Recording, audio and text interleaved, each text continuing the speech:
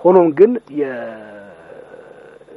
አካባቢ ያለው ህዝብ ላይ የሚደርሰው የማፈናቀል እዚህ ሀገር እኮ በዘመቻ ነበር መሬት ሲዘረፍ የነበረው በዘመቻ ገበሬውን የማፈናቀል በዘመቻ ይሄን ስናደርግ በነገራችን ላይ የአዲስ አበባ ከተማ ነዋሪዎች ተጠቀሙ ማለት አይደለም የኢህአዴግ ባለስልጣናት ገበሬውን እያፈናቀሉ መሬት ሲቸበችቡ ራሳቸው ሀብታም ሲሆኑ ነበር ህዝቡ ከቀየው መነሳት ብቻ ሳይሆን እየተበተነ በራሱ ቀዬ ላይ በተሰራ ፎቅ ላይ ዘበኛ ሆኖ ነበር የሚቀጥለው አሁን በቅርብ ደግሞ ያየነው ዘበኝነቱን ራሱ አጣውት ዘበኝነቱ ራሱ ለባለስልጣናት ዘመድ እየሰጠ እነሱ ወደ ለማኝነት ወደ ጎዳና ተዳዳሪነት የለወጠበት ሁኔታ ያለውና ያ ግፍ በጣም ስለሚከነከነኝ ነው ብዙ ጊዜ ስለዛ የምናገረው መስከረም አካባቢ አዲስ አበባ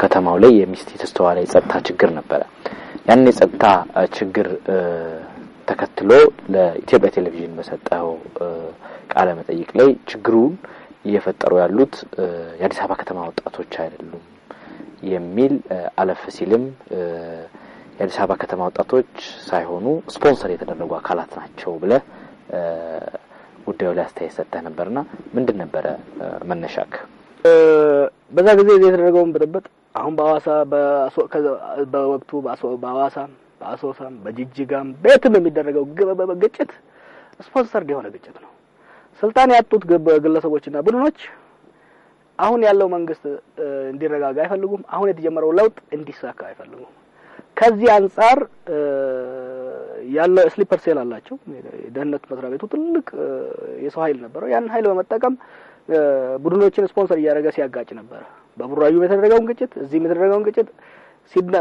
ትዝ ሲልህ ልጆች ወደ ከተማ ሲገቡ ነበር የተጀመረው ያን ግጭት ሲያቀሳቅሱ የነበሩ ሰዎች ሲያዙ የዚህ አካባቢ ልጆች አልነበሩም የዚህ ከተማ ልጆች አልነበሩም የተፈለገው መልእክት ምንድነው የአዲስ አበባ ከተማ ወጣቶች ከአዲስ አበባ ውጭ የሚመጡትን ወጣቶች አይወዷቸውም የብሔር የተለያየ አቅጣጫ ለማስጠት የታሰበበት ሁኔታ ነበር ይሄኛው ደግሞ ሲካሽፍ የአዲስ አበባ ነዋሪዎች ድንበር ላይ ማጥቃት ሁኔታ ነበር ሲደረግ የነበረውና ምናልባት የዛ ጊዜ እኔ ብቻ ብዬ ይሆናል ከዛ በኋላ የመንግስት መደምደሚያ ራሱ የተያዙ ሰዎች ላይም ሲደረግ የነበረው ምርመራ ትልልቅ ገንዘብ በባንካቸው የተገኘ ብዙ አይነት አንዴ የሆነ ግን ባንዲራ ያያዙ አንዴ ሌላ ባንዲራ ያያዙ ሲያጋጩ የነበሩ ግለሰቦች በውስጡ እንደነበሩ እና እኚህ ግለሰቦች ደግሞ ሲመረመሩ ቁንጮው ላይ ሲደርስ እንደነበረ ነው የተረዳነው ባለፈው ህዳር 29 በመቀለ ከተማ አንድ ሰልፍ ተካሂዶ ነበር ሰልፉንም ተከትሎ የተለያዩ ሐሳቦች ተነስተዋል ሰልፉ ላይ የሰልፉን መጠናቀቅ ተከትሎ የትግራይ ክልል የከፍተኛ መንግስት የሥራ ኃላፊ አንተ ላይ አንድ ሐሳብ አንስቶ ነበር በተለይም በተደጋጋሚ ስለ አንድ ሰው ደጋግሞ በማንሳቱ የጀዋር ጤንነት ያሳስበኛል ብለዋል እዚህ ላይ መላስሽ ምንድነው ለሐሳብ አመሰግናለሁ ብለዋለሁ እና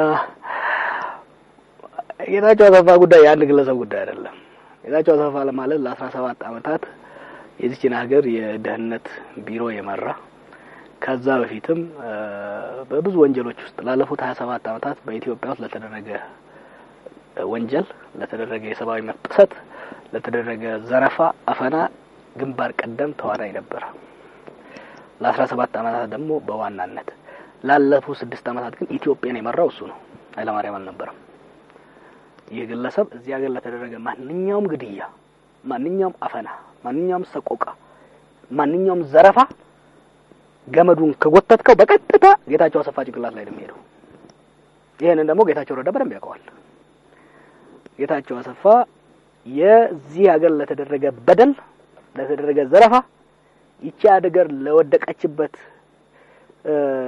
መከራ አንድ ሰው ተጠያቂ ካለ የተጠያቂዎች ሁሉ አለቃ እሱ ነው ስለዚህ እሱን ለፍርድ ማቅረብ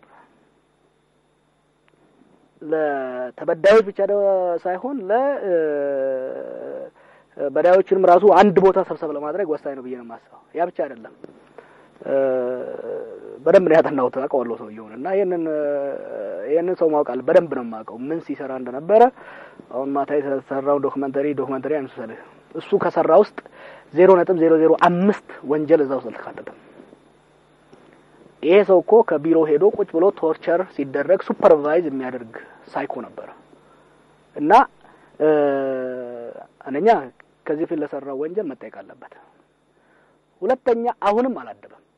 አሁንም ኢትዮጵያ ውስጥ ለሚደረገው ብጥብጥ፣ ኢትዮጵያ ውስጥ ለሚደረገው ግድያ፣ ለሚደረገው ኢንስታቢሊቲ ዋና ጠንሳሹና ዋና አከናዋኝ እሱ ነው።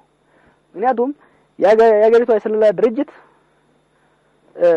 ፎርማላይዝ እንዳይሆንና ኢንስቲቱሽናላይዝ እንዳይሆን በመከልከል በራሱ ጭንቅላቱ ይዞስ ሲዞር የነበረ አሁንም ኤጀንቶችን በመጠቀም ይህ ለውጥ እንዳይሳካ ሲያደርግ የነበረ ነው። ፍርድ ቤት አቃቤ ሕግ እንደከሰሰው ጠቅላይ ሚኒስትሩን ለመግደል እስከሞከር የሄደ ግለሰብ ነው።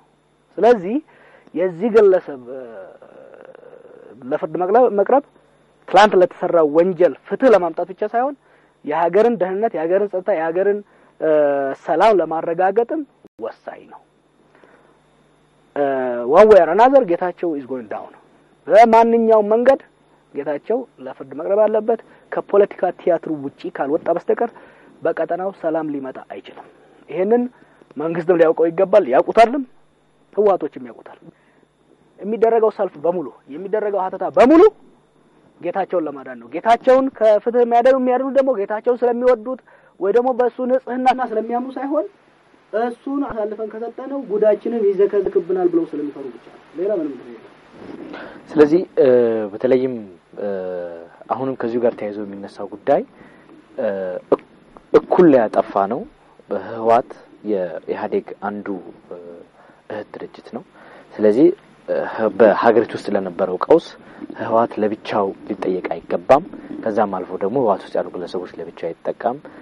ፍትህ በራሱ ወደ አንድ ወገን ለአንድን ወገን በማጥቃት የሚሰርጽ ፍትህ የለም የሚል ሐሳብ ይነሳል።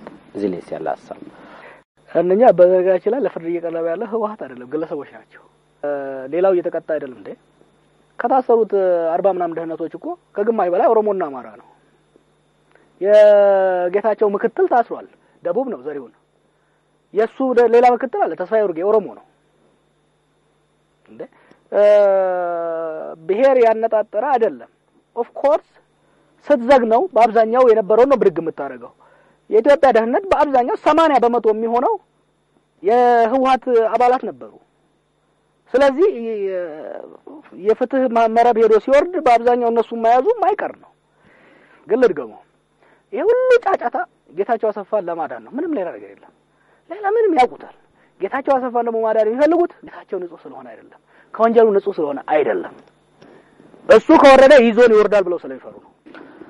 እንግዲህ ከዚሁ ጋር ተያይዞ በተለይም ከፍትህና በዋናነት እየተወሰደ ካለ የህግ የበላይነትን ከማረጋገጥ ጋር ተያይዞ የሚነሱ ጉዳዮች አንድን ክልል ነበረ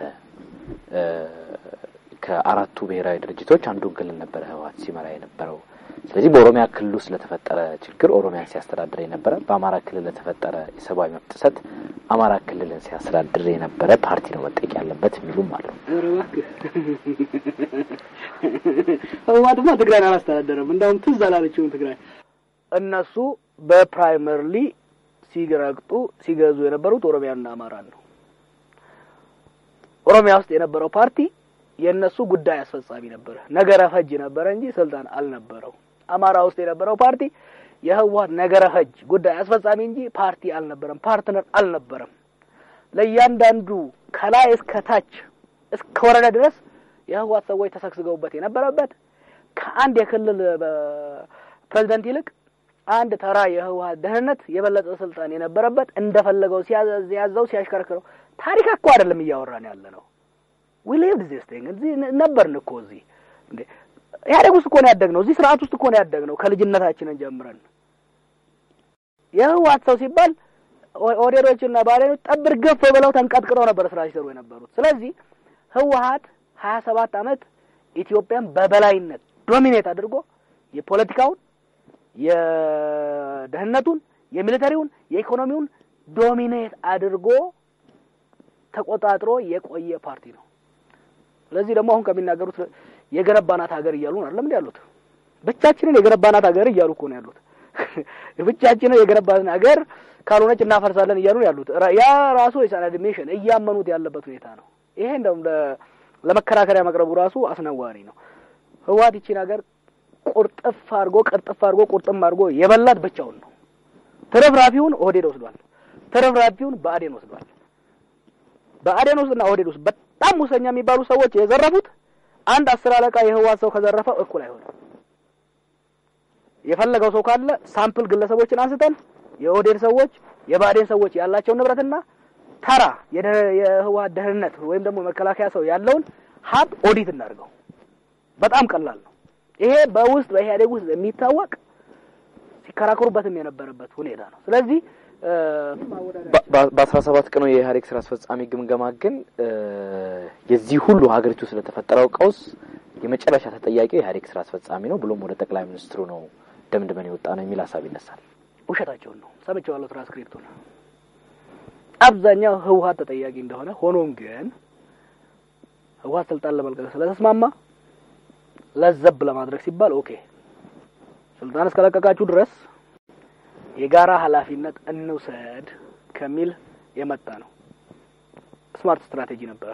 ስልጣን ማስለቀቅ ነበረባቸው። ብአዴንና ኦህዴድ ባላቸው አላያንስ እንደምንም ብለው በትረ ስልጣኑን ከህወሓት መንጠቅ ስለነበረባቸው ለማታለያ ሲባል እሺ እንካፈላለን ኃላፊነቱን የሚል የሽንገላ የቀረበበት ነው እንጂ አንድም የኢህአዴግ ስራ አስፈጻሚ በዛ ላይ ከልቡ ተቀብሎ የሄደ ሰው የለም።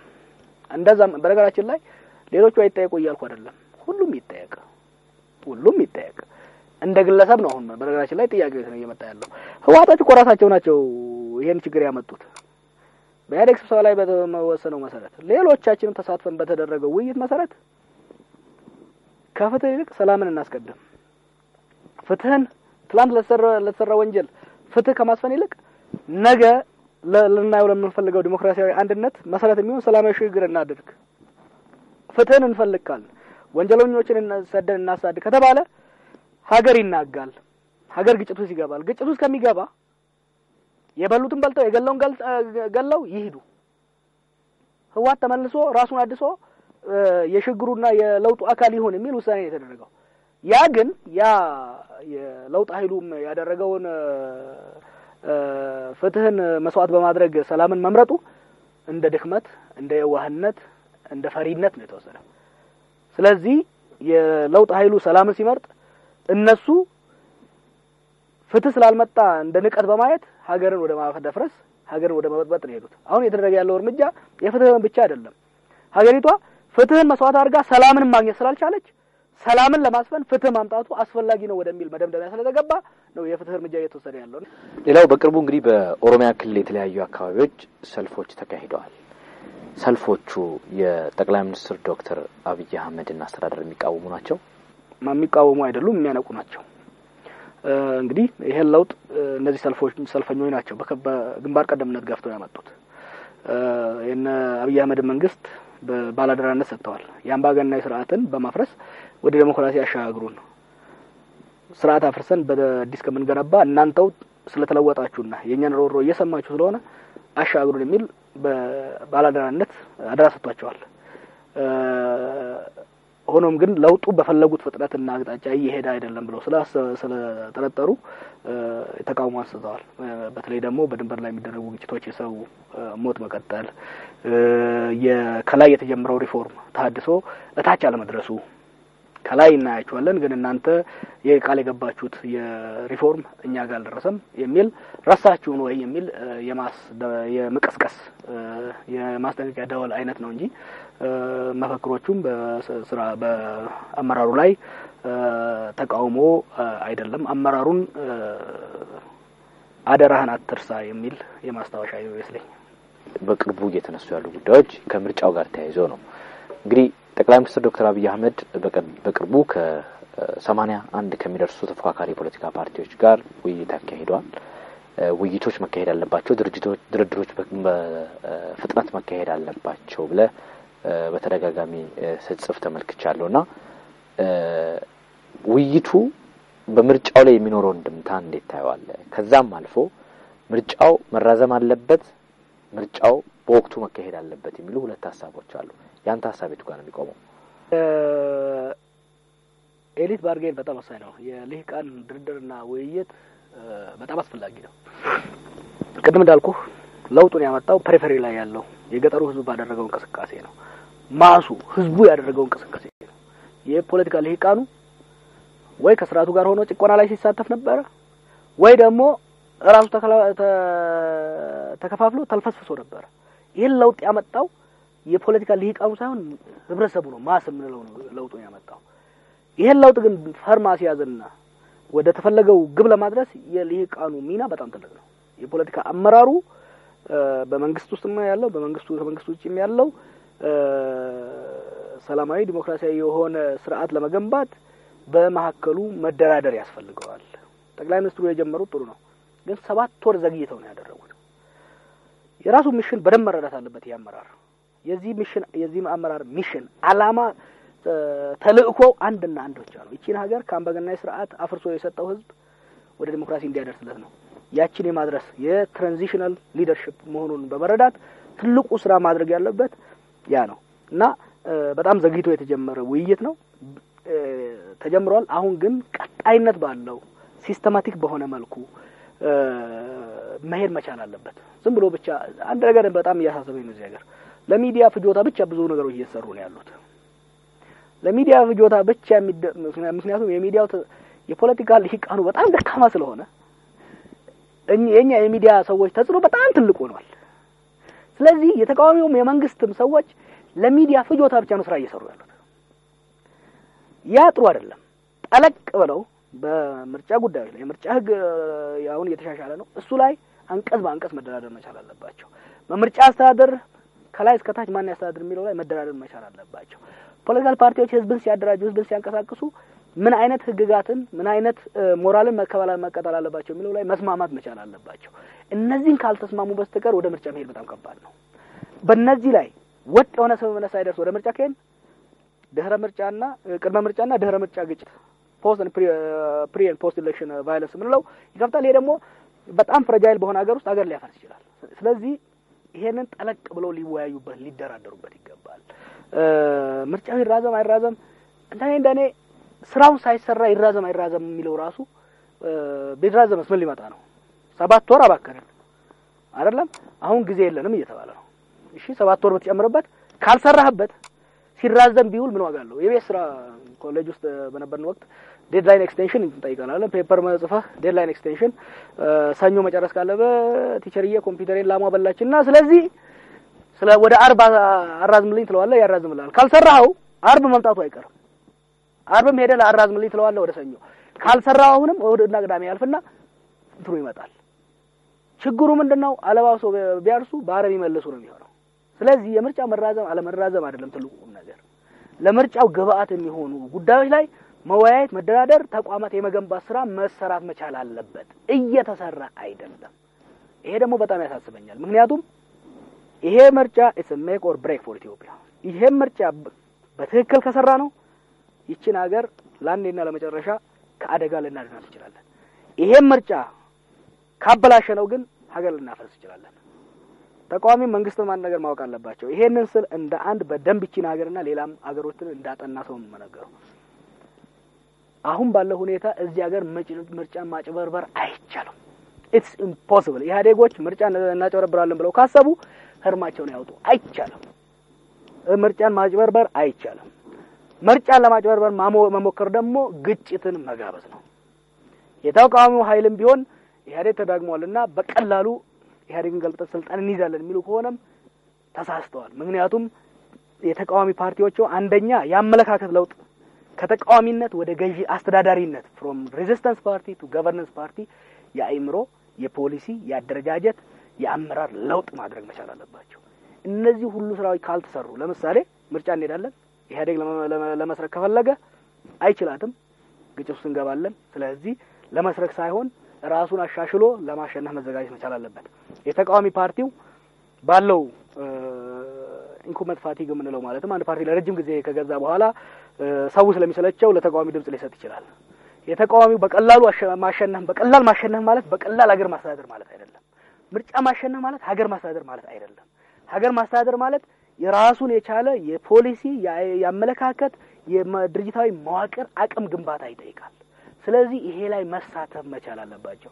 ስለ ምርጫው እንነጋገር እንደራደር ስለ እኔም እየገፋው ያለሁት ፓርቲዎቹ ራሳቸው ተገደው ምርጫ እየመጣ ነው የሚለው ግፊት ዴድላይኑ የሚያመጣው ግፊት ራሳቸውን እንዲለውጡና ራሳቸውን እንዲገነቡ ኢንሴንቲቭ ይሆናል ከሚል አመለካከት ነው። እንግዲህ ይህ ከሆነ ሌላው ከካንተ ጋር የሚያያዘውን ሐሳብ ላንሳ። በተለይም በኦሮሚያ ክልል የተለያዩ አካባቢዎች በኢትዮጵያም የተለያዩ ከተሞች እንቅስቃሴ ያደረጋችሁ ከህዝቡ ጋር ውይይት ስታካሄዱ ነበር። ባለፈው ሳምንት ከጥቂት ቀናት በፊት ወደ ምዕራብ ኦሮሚያ ከዛም አልፎ ወደ አርሲ አካባቢ እንቅስቃሴዎች ስታደርግ ነበርና ጀዋር የምርጫ ቅስቀሳ እያካሄደ ነው፣ በምርጫው ላይ ለመሳተፍ እቅዳለሁ ወይ የሚል ጥያቄ አለ። ወይ ቁርአንም ባይብልም ይዤ መልዬ ማንም አላመነኝም በዚህ ጉዳይ ላይ እና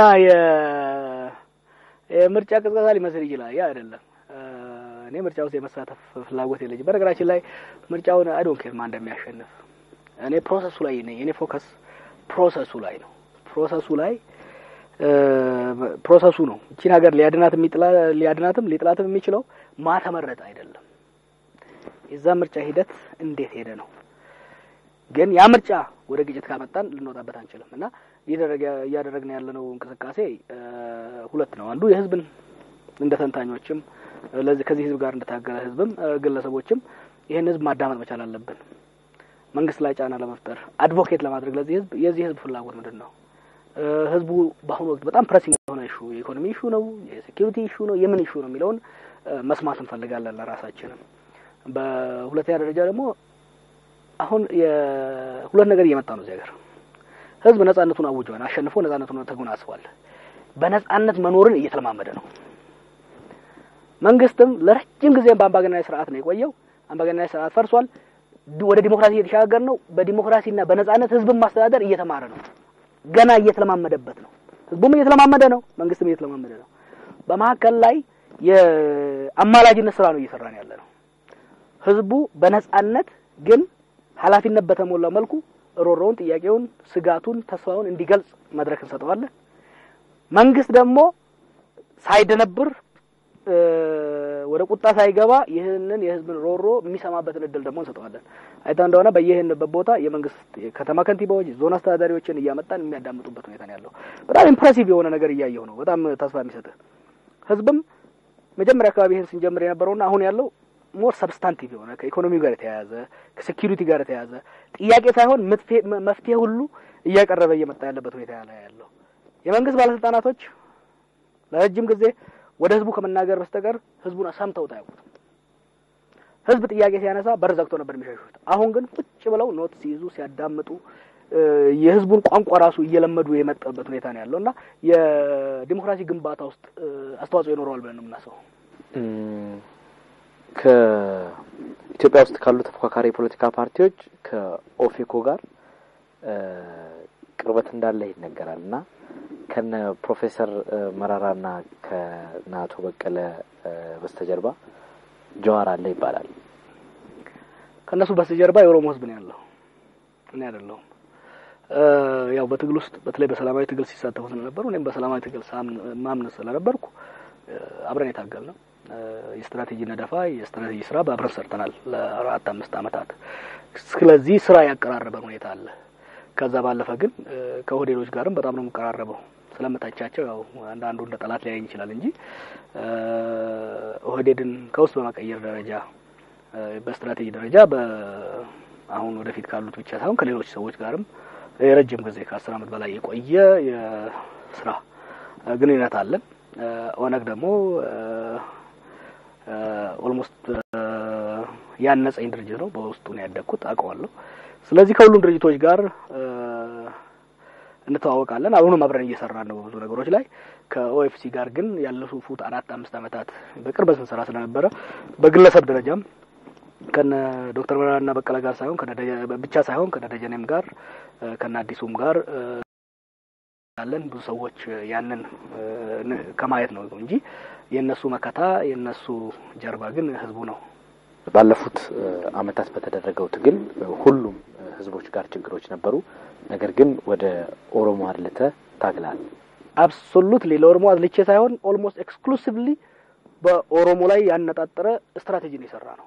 ምክንያቱም አንደኛ ትልቁ ዘመቻ የነበረው በኦሮሞ ላይ ነው ሁለተኛ ትልቅ ህዝብ ከመሆኑ አንፃር ኦሮሞን አስተባብረ ካንቀሳቀስክ ስርዓቱን መፈንገል እንደሚቻል በእርግጠኝነት መናገር ይቻላል ምክንያቱም በጂኦግራፊ አቀማመጥም የፖለቲካል ካፒታሉ የኢኮኖሚ አውታሩ በኦሮሚያ ውስጥ የሚያል ስለሆነ በኦሮሚያ ውስጥ የሚደረግ እንቅስቃሴ ስርዓቱን ለማሽመድመድ ይበቃ ነበር ስትራቴጂካሊ ራሽናሊ ስታየው ከግለሰብ ደረጃ ስታየው ደግሞ እንደ ኦሮሞ የሚሰማን ስሜት አለ ብሔረተኝነቱ አለ ከሱ ጋር ተያይዞ የተደረገ ነገር ነው ትልቁ ነገር ግን ውጤቱ ነው የኦሮሞን ህዝብ በፕራይመሪሊ የኦሮሞን ህዝብ አስተባበር ከዛ ከአማራ ወንድሞቻችን ጋር አብረን ሰራን ከዛ አስፋፋ ነው ከሶማሌዎች ጋር ከሲዳማዎች ጋር ሰራ ነው ይሄን ለውጥ አመጣ ነው ይሄን ለውጥ ግን ሁሉም ሰው እየተጠቀመ ነው ዛሬ ለመጣው የነጻነት እድል ዛሬ ለመጣው ሂደት አይደለም